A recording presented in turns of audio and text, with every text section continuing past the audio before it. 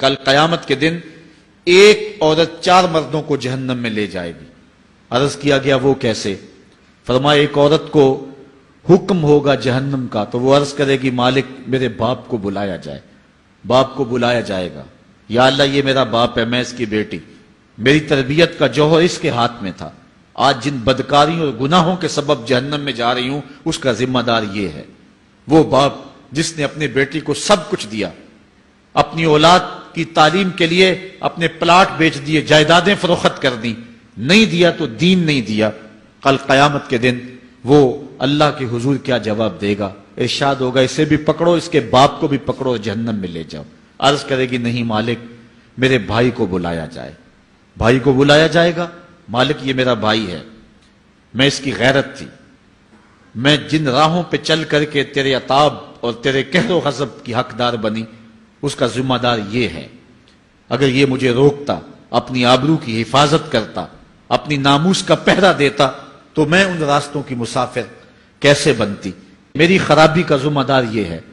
اب وہ بھائی کیا جواب دے گا جو چوکوں اور موڑوں پہ کھڑا ہو کے آنے اور جانے والی بہنوں اور بیٹیوں کو دیکھتا ہے اور یہ سمجھتا ہے کہ میری بہنیں اور میری بیٹیاں گھر میں محفوظ ہیں؟ وہ قیامت کے دن کیا جواب دے گا؟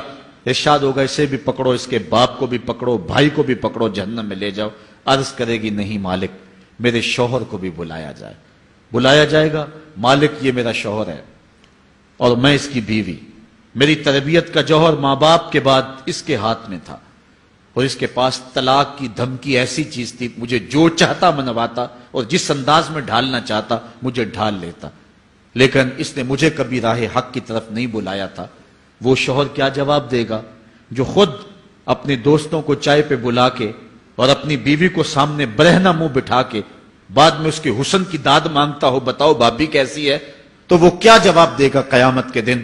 ارشاد ہوگا اس کو بھی پکڑو، اس کے باپ کو بھی، اس کے شوہر کو بھی اور اس کے بھائی کو بھی جہنم میں لے جاؤ۔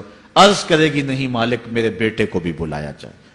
بیٹے کو بلایا جائے گا، مالک یہ میرا بیٹا ہے، میں اس کی ماں ہوں، میرے سینے میں اس کے لیے تڑپتی ہوئی ممتا تو نے رکھی تھی، یہ روٹ جاتا تو زندگی اجاڑ ہو جاتی، جو بھی چاہتا ضد کر کے منوا لیتا، مجھے کسی کے گھر کے برتن بھی مانجنے پڑے تو میں نے اس سے بھی گریز نہیں کیا، اس کی ہر فرمائش کو پورا کیا، اپنا زیور بیچ کے اس کی تعلیم مکمل کروائی۔ اگر یہ ضد کرتا کہ امی آپ نماز نہیں پڑھتی، میں آپ کے ہاتھ کا کھانا نہیں کھاؤں گا، امی آپ یہ عمل کیوں کرتی ہیں، یہ شریعت میں جائز نہیں ہے، تو میں جو ہے وہ کھانا نہیں کھاؤں گا، تو کیا میری ممتا مجبور نہ ہو جاتی؟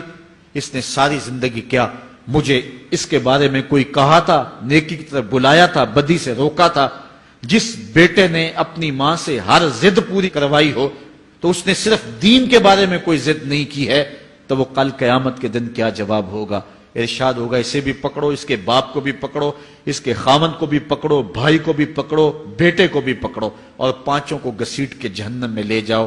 فرمایا ایک عورت 4 مردوں کو قیامت کے دن جہنم میں لے جائے گی۔ اس لیے میں اور آپ آج دیکھ لیں کہ ہمارا آخرت کا معاملہ کیا ہونے والا ہے اور ہم نے اس دنیا کے اندر کس طرح اپنی حفاظت کرنی۔